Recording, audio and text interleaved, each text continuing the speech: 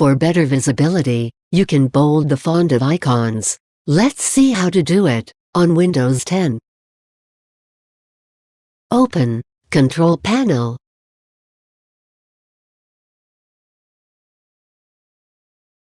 Choose Appearance and Personalization category. Click on Display. Under Change the Text Size Only, click on drop-down and select Icons. Click on the checkbox present before Bold.